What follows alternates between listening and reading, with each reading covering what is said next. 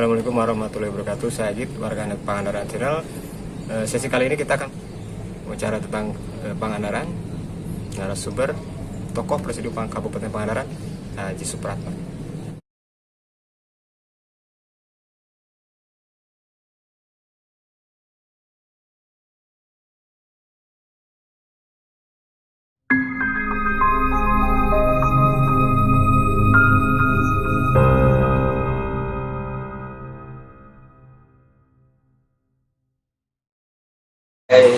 Bupati sampai ke Mandasari kan ada, saya dengar-dengar sebagian dari provinsi, tapi itu jadi juga, itu harus kita akui, itu fakta ya.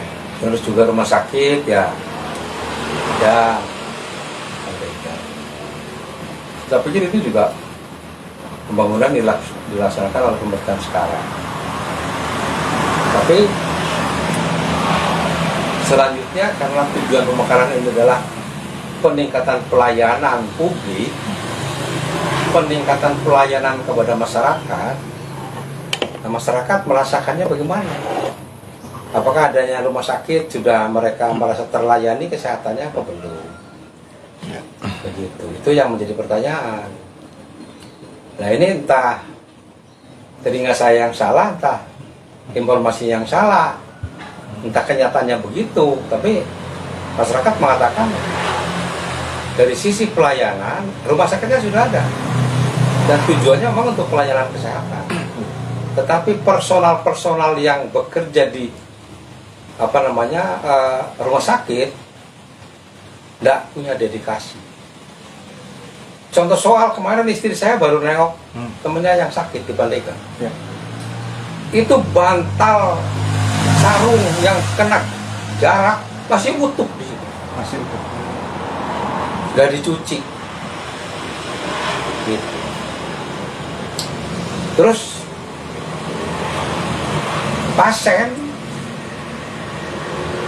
untuk ngambil obat itu keluarga si pasien di jalan. Ini kan jauh daripada bahasa pelayanan publik, karena mestinya tidak begitu. Tidak hanya asal rumah sakitnya sudah berdiri, tetapi bagaimana mereka melayani masyarakat sampai merasa dilayani dari sisi kesehatan, syukur-syukur sembuh.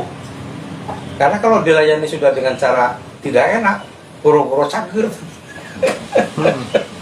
si pasien malah dah ini begini kan sudah ngeluh. Nah itu yang saya sayangkan. Terus juga itu sudah jadi jalan ke sana, jembatannya bolehlah katanya namanya jembatan apa itu ada Wiradinatanya, Raga Jipangnya boleh ya. Raga Jipang itu sejarah lah itu Muara Raga Jipang, tapi dengan pencemaran Wiradinata ini jadi seolah-olah diklaim ini ya, padahal kan provinsi yang naik. Peresmian juga saya dengar peresmiannya diresmikan oleh Ketua PDI Jawa Barat. Ini kan sudah ironis, walaupun mungkin tidak ada yang protes. Nah, kesempatan ada yang protes dilakukanlah itu menurut saya sebuah pendidikan politik untuk rakyat yang tidak benar. Padahal kalau kita ingin mengangkat bahwa bagaimana nilai demokrasi ini harus terus dikembangkan, dipahami oleh masyarakat, itu salah satu pendidikan yang tidak baik. Itu yang saya tahu. Terus juga katanya ada PKH yang ada bantuan. Itu kalau bukan yang mendukung kemarin kepada dia katanya juga dicabut. Nggak tahu benar apa tidak, ini juga perlu klarifikasi, tapi informasi itu masuk sama saya. Ini kan juga saya menyedihkan. Soalnya setelah dia jadi bupati tidak lagi menanyakan kamu boleh mendukung orang tuh, jangan kemana tuh mendukung orang. Mestinya sudah tidak ada lagi begitu. formal sah secara hukum dia menjadi kepala daerah, menjadi Bupati Pangandaran, ya semua rakyat Pangandaran harus dilayani. Kemarin mendukung apa tidak mendukung, ya karena kita demokrasi. Kecuali kalau kita otoriter, apa kayak totaliter kayak di daerah komunis, boleh semua harus dukung komunis. Ini presidennya yang dipilih. Itu. Kalau ada yang nyimpang bisa dipersalahkan. Kalau di negara demokrasi kan boleh seseorang warga negara menyatakan pikirannya, keinginannya, pilihannya, itu sah-sah saja. Tidak usah dipersoalkan itu. Karena dia sudah sah dilantik menjadi bupati. Selesai sudah. Jadi itu yang sering saya sayangkan, karena bahasa masih sering terdengar katanya ada bahasa yang mana ada kembali tengah dukung orang. Ya entah dari dia, entah dari anak buahnya gitu, sehingga kadang-kadang PKH juga dicoretan gitu. Terus yang perbaikan PKH yang masih menjadi keluhan masyarakat, yang kaya dapat, yang miskin malah tidak dapat. Nah itu mestinya itu salah satu hal yang harus diperbaiki, jadi perhatian gitu. Tapi ini sampai sekarang kelihatannya belum terdengar saya bahwa itu ada perubahan, ada perbaikan. Jadi ya saya terima kasih sudah ada pembangunan di sini, karena memang pemerintah tugasnya adalah juga melayani masyarakat. Jadi sumpah dibayar oleh uang rakyat, kewajiban dia melayani rakyat. Tapi jangan lagi bicara pilah-pilah. Itu yang sampai sekarang masih terdengar. Oke lah kalau program-program ke depan seperti apa, mungkin banyak para pakar, banyak kan bisa diundang diskusi, bisa panganan ke depan seperti apa, itu bisa diupayakan. Tapi keluhan-keluhan masyarakat juga harus didengar, jangan dibungkam. Ini yang berbeda pendapat diintimidasi. Wartawan-wartawan yang beda, ini katanya wartawan yang sudah tidak butuh makan kan gitu, itu bahasa itu kan tidak enak. Wartawan yang berseberangan memang ini sudah hayang dahar apa gitu. Wartawan yang pendukung katanya wartawan dalam negeri.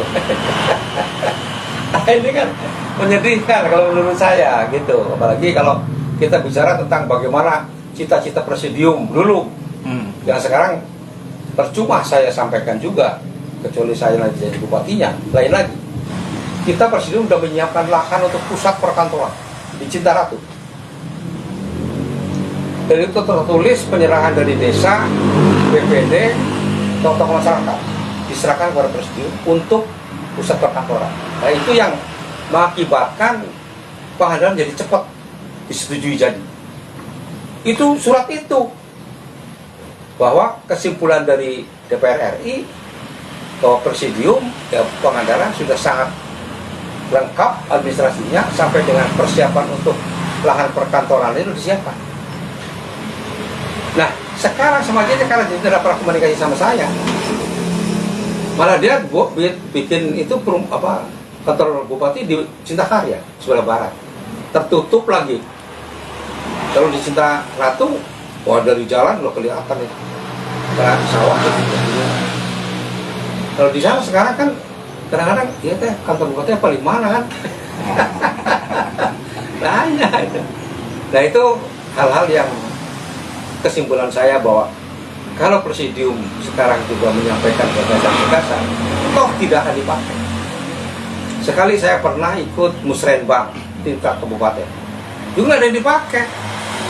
Begitu musrenbang ya musrenbang, pelaksanaan pembangunan ya rumah selera dia aja gitu. Nah ini jadi setelah itu saya tidak pernah lagi diundang musrenbang datang, tidak pernah lagi mubazir gitu. Saya datang buang waktu, buang pikiran, tapi pikiran saya tidak dipakai. Jadi mending nggak usah datang, mending ya kalau saya nggak ada kan tamu begini nggak bisa dilayani.